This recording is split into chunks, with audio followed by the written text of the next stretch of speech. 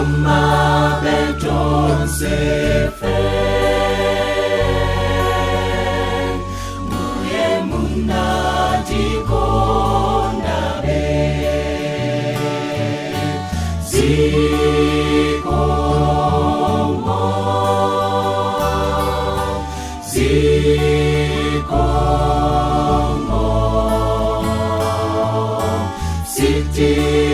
Sitimveteta be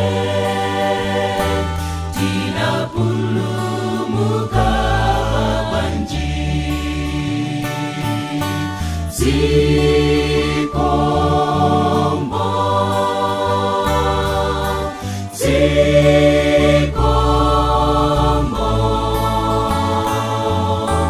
Tina pulumuka Muye mulemekezerwe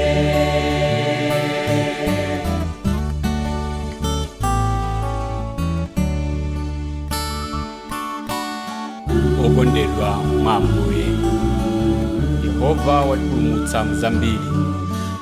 Tsiku lina tili pa ulendo tinachita ngozi, ndipo inali ngozi yayikulu. Ngakhale anavulala, koma Ambuye anatikondabe. Kufikira lero tili ndi moyo, ndipo sitimvetsetsa napulumuka bwanji. Abwenzi okondedwa, mwakumana nzophetchera zambiri m'moyo, simumvetsetsa munapulumuka bwanji. Tiye tiyamike Mulungu wakumwamba pa zabwino zonse amatichitira.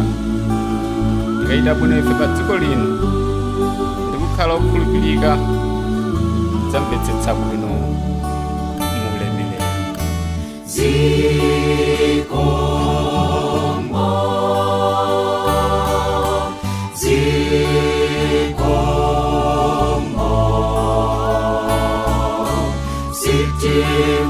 Sitimvetsetsa be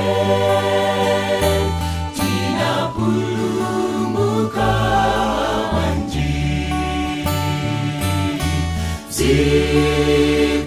Zikomo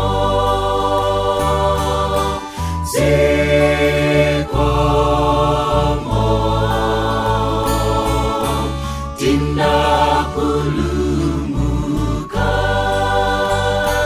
Muye mulemekezerwe Zikomo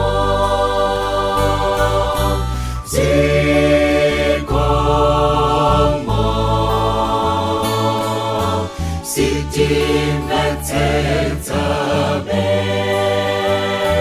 Tina pulumuka